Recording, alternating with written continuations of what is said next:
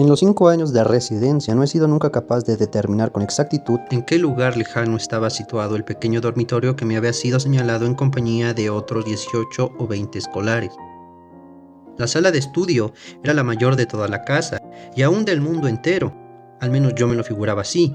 Era muy larga, muy estrecha y lúgubremente baja, con ventanas ojivales y un cielo raso de madera. En ángulo apartado, de donde emanaba el terror, había un recinto de 8 o 10 pies cuadrados, especie de sanctum de nuestro rector, el venerable Bransby, durante las horas de estudio.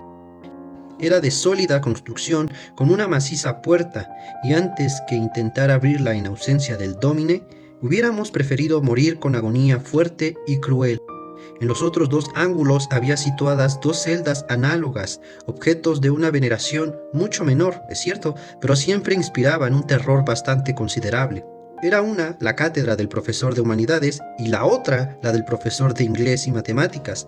Desparramados en medio de la sala, un gran número de bancos y pupitres espantosamente manchados por los dedos, cruzándose en una irregularidad espantosa. Negros, viejos, cargados de libros, carcomidos por el tiempo y llenos de iniciales de nombres enteros, de groseros dibujos y numerosas señales del cortaplumas. Habían perdido la poca originalidad de forma que les había sido dada en días muy lejanos. En un lado del salón había una enorme tinaja llena de agua y en el otro un reloj de dimensiones colosales. Encerrado entre los espesos muros de esta venerable escuela, pasé sin aburrimiento ni tristeza los años del tercer lustro de mi existencia. La fecunda imaginación de la infancia no exige un mundo exterior de incidentes para distraerse y divertirse, y la monotonía, en apariencia melancólica de la escuela, abundaba en placeres más intensos que todos aquellos que mi juventud más madura extrajo de la lujuria o mi virilidad al crimen. Con todo eso, debo creer que mi primer desenvolvimiento intelectual fue, en gran parte, poco normal y aún desarreglado. En general, los acontecimientos de la infancia no dejan sobre el hombre llegado a la edad madura una impresión bien clara. Todo es sombra indecisa, débil e indefinido recuerdo, serie confusa de pequeños placeres y de dolores fantasmagóricos. En mí no ocurre así. Preciso es que haya sentido en mi infancia, con la energía de un hombre maduro, todo esto que encuentro hoy grabado en mi memoria en letras tan vivas, tan profundas, tan indelebles como las inscripciones de las medallas cartagineses. Y sin embargo, en realidad, desde el punto de vista ordinario, había allí pocas cosas capaces de excitar el recuerdo. Madrugar, acostarse, las lecciones que estudiar, las recitaciones con sus disputas, sus juegos, sus intrigas. Todo esto, merced a un encanto desconocido, contenía en sí un desbordamiento de sensaciones, un mundo de incidentes, un universo de emociones diversas y de excitaciones las más apasionadas y embriagadoras. Oh, qué hermoso siglo es este siglo de hierro.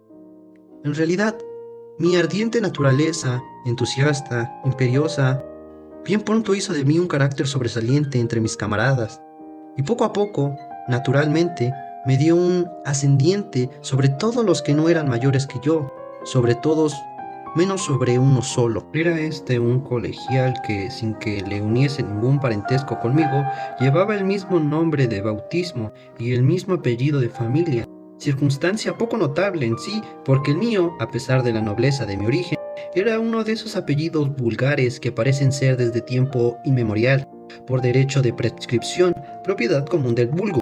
En este relato me he adjudicado el nombre de Guillermo Wilson, nombre ficticio que no es muy diferente del verdadero.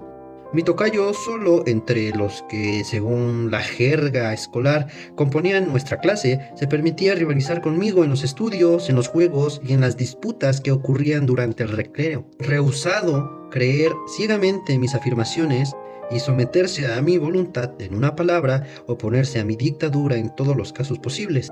Y si existe un despotismo supremo y sin medida, es este el despotismo de un niño de talento sobre las almas menos enérgicas de sus camaradas. La rebelión de Wilson era para mí la fuente del mayor disgusto, tanto más cuanto que, a pesar de la altanería con que me había impuesto a mí mismo el deber de tratarlo públicamente, en el fondo le temí, no pudiendo sustraerme a la consideración de la igualdad que tan fácilmente mantenía frente a mí. como demostrando una superioridad verdadera, puesto que realizaba, por mi parte, esfuerzos supremos para no ser vencida. Sin embargo, esta superioridad, o más bien esta igualdad, no estaba reconocida realmente más que por mí solo. Mis camaradas, por una inconcebible ceguedad, no parecían ni aún adivinarla, y ciertamente en su rivalidad, en su resistencia y sobre todo su impertinente y molesta intervención en todos mis designios eran tan hirientes como poco visibles. No notaba, al parecer, la ambición que yo sentía de dominio y la apasionada energía que me suministraban los medios. Hubiera dicho que en esta rivalidad solamente le guiaba un deseo fantástico de oponérseme, de asombrarme, de mortificarme, bien que en ciertas ocasiones no podía menos de observar con una confusa sensación de aturdimiento, de humillación y de cólera, que mezclaba a sus ultrajes, a sus impertinencias y a sus contradicciones las muestras de deferencia más intempestivas y seguramente más enfadosas del mundo. No podía explicarme tan extraña conducta, sino suponiéndola hija de una perfecta suficiencia, pues adoptaba al hablarme el tono vulgar del patrocinio y de la protección. Quizá fuera esta la verdadera finalidad de la conducta de Wilson, pues agregado a nuestro homonismo, la circunstancia puramente casual de nuestra entrada simultánea en el colegio extendió entre nuestros condiscípulos de las clases superiores, quienes habitualmente no se informan con mucha exactitud de los asuntos de los más jóvenes, el rumor de que éramos hermanos. Ya he dicho, a decir que Wilson no estaba ni aun en el grado más lejano enlazado a mi familia, pero seguramente, en caso de haber sido hermanos, habríamos sido gemelos, porque después de haber salido de casa del doctor Bransby, he sabido, por casualidad, que mi homónimo había nacido el 19 de enero de 1813.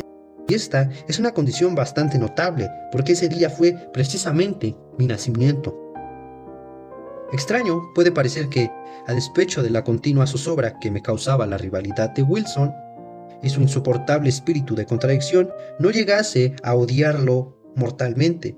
Teníamos, con seguridad, a lo menos una disputa diaria, en la cual, concebiéndome públicamente el ganador de la victoria, se esforzaba por hacerme comprender que era él quien lo había merecido. Sin embargo, un sentimiento de orgullo de mi parte y de la suya, una serena dignidad, siempre nos mantenía en los términos de la más estricta corrección, al par que había puntos bastante numerosos de contacto en nuestros caracteres para desesperar en mí un sentimiento que nuestra encontrada situación tal vez era impedimento para que pudiera transformarse en amistad. En verdad, me es difícil definir, ni aún siquiera describir, mis verdaderos sentimientos acerca de él. Formaban una mezcla abigarrada y heterogénea, una petulante animosidad que no había llegado aún al odio, consideración mucho más que respeto, gran miedo y una inmensa e inquieta curiosidad. Será necesario añadir para el moralista que Wilson y yo éramos los más inseparables camaradas. Fue, sin duda, la anomalía y la ambigüedad de nuestras relaciones las que ocasionaron todos mis ataques contra él, que, francos o encubiertos, eran muy numerosos y vaciados en un monte de ironía y caricatura. La bufonería no causa graves heridas, más bien que una hostilidad más seria y decidida. Pero mis esfuerzos sobre este punto no obtenían de ordinario un triunfo completo, a pesar de que mis planes estaban lo más ingenuamente tramados, porque mi homónimo tenía un carácter austero y reservado, de esos que, al gozar de la mordedura de sus propias burlas, no enseña jamás el talón de Aquiles y se libran absolutamente del ridículo.